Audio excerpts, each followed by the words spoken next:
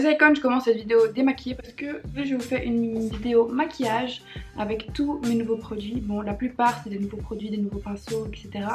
Ça va être du matériel que je vais utiliser dans mon kit à moi de maquilleuse pro, donc je vais pas l'utiliser en mode mettre des vieux pinceaux et tout désinfecter. Bref, on s'en fout. On va commencer tout de suite. Donc pour commencer, je vais m'hydrater la peau. Aujourd'hui ce sera un genre chit chat get ready with me. Donc je vais mélanger la crème Ultra Repair Cream de First Aid Beauty avec la Ordinary suspension de vitamine C 30% dans le silicone. Et en fait j'adore mélanger celui-là. Pourquoi? Parce que celle-là est très hydratante et la vitamine C vient donner un peu de glow et repulper ma peau et la lisser grâce au silicone. Donc je prends les deux comme ça.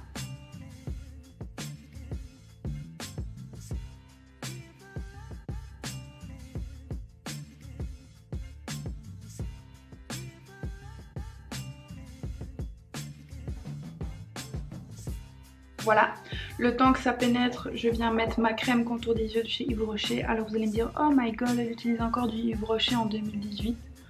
Eh ben les gars, je vous jure que cette crème pour les yeux, contour des yeux, est très bien. C'est la Elixir Jeunesse. Préparation plus anti-pollution. J'aime beaucoup cette crème. Oh, en plus vous savez pas comment ça fait trop du bien.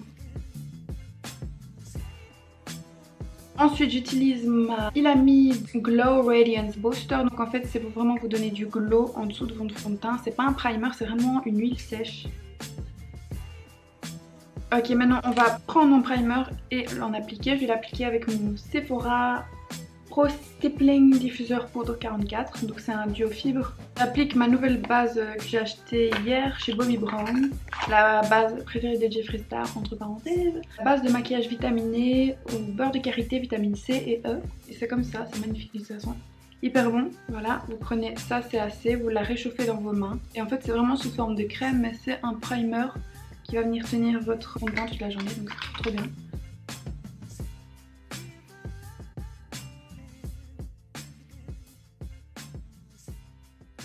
De la même marque, je prends le nouveau fond de teint de chez Bobbi Brown, c'est le Skin Longwear Weightless Foundation. Il y a un SPF de 15, c'est vraiment génial. Moi je l'ai pris en 0 porcelaine. Le packaging, on en parle, trop sleeky, magnifique. Avant, en fait, quand elle m'a maquillée, elle mettait le correcteur avant le fond de teint. Pourquoi? Parce que c'est vraiment d'abord corriger puis appliquer le fond de teint juste pour parfaire le teint. Instant Full Coverage Concealer de chez Bobbi Brown en teinte Ivory. Voilà. Et je vais venir l'étaler avec un pinceau de chez Morphe, c'est le M428.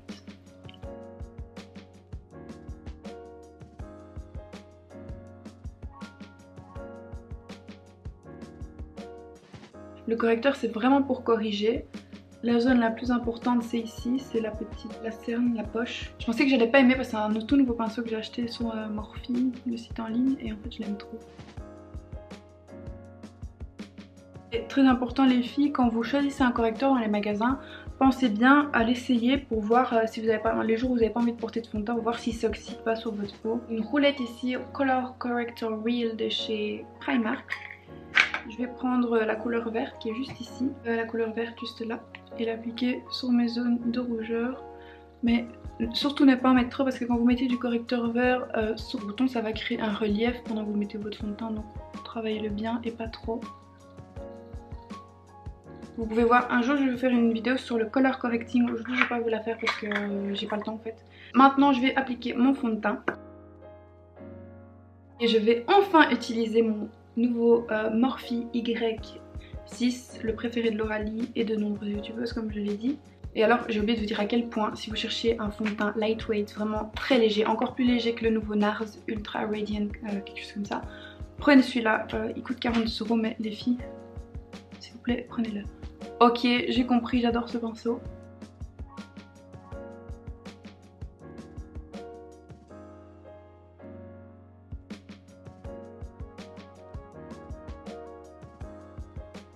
Le combo correcteur, primer et fond de teint, c'est vraiment le parfait combo. Maintenant, on va travailler le contouring avec, comme d'habitude, ma palette Anastasia Beverly Hills. Comme je l'ai désinfectée, je vais utiliser la pointe d'un pinceau Real Techniques pour prendre de la matière. On a un pinceau Real Techniques, celui-ci c'est le Targeted Blending Brush. Oh, je suis débile. Et j'ai commandé le Morphe Y12. Donc je vais le blender après. Ah mais non, mais j'aurais voulu laisser, tant pis.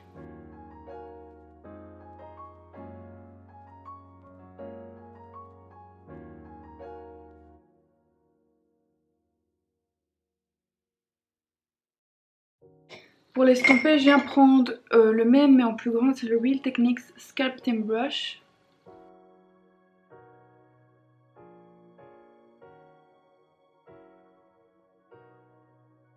Voilà, et avec le pinceau fond de teint, je vais venir fondre un peu le contouring.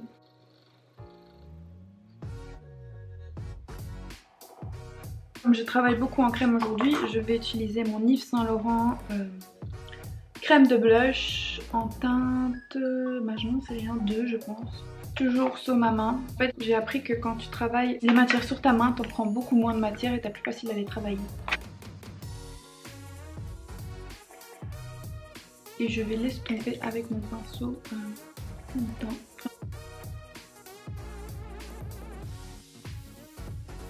Ensuite, je vais venir utiliser mon Becca embellisseur scintillant liquide en champagne pop. Comme ça.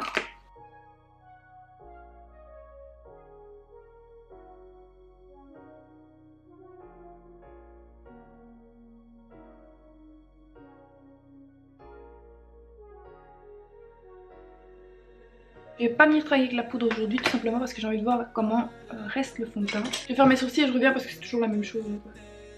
Bon, maintenant la seule chose que je vais vraiment poudrer, c'est mon anti-cerne qui ne file pas dans mes ridules. Setting brush.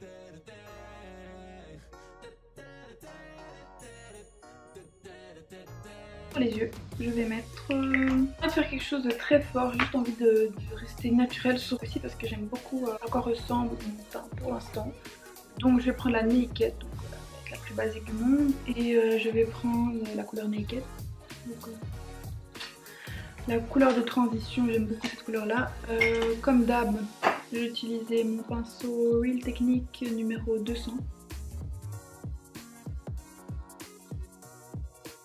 Je vais juste venir un peu fumer le ras de cils. Juste venir tracer un eyeliner. Et pour ça, je vais utiliser le eyeliner pen. Désolée, mais cette fois-ci, c'est la seule chose qui est drugstore dans mon make-up, c'est mon eyeliner. C'est le Essence Eyeliner Pen Waterproof.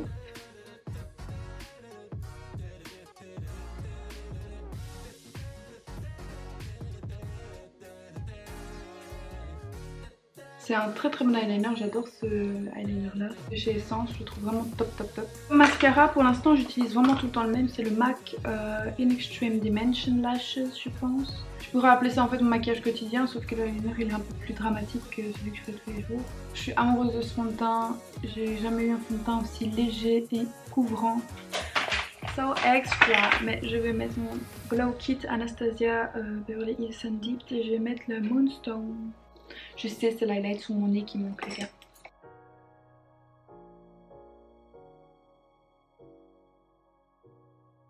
Ah oui, pardon. Et le pinceau que j'utilise, c'est le 300 de chez Real Techniques.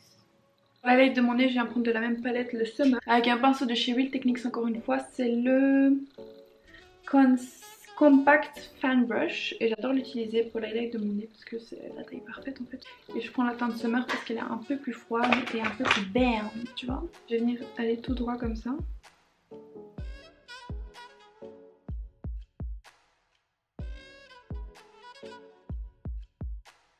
Et sur mon arc de Cupidon aussi. Comme rouge à lèvres, je vais pas mettre un rouge à lèvres, j'ai envie d'être plaise. Je vais prendre le Fenty Beauty Fenty Glow. Voilà, ça c'est le look naturel. En fait, comment je peux appeler ça? Naturel full coverage. C'est hyper chargé niveau couvrance, mais sur la peau on dirait que t'as rien. Bon, à part mon highlight évidemment. N'oubliez pas que tous les liens sont en barre d'infos. J'espère que vous avez kiffé ce maquillage et puis on se retrouve la semaine prochaine pour une nouvelle vidéo. Sur ce, les icônes.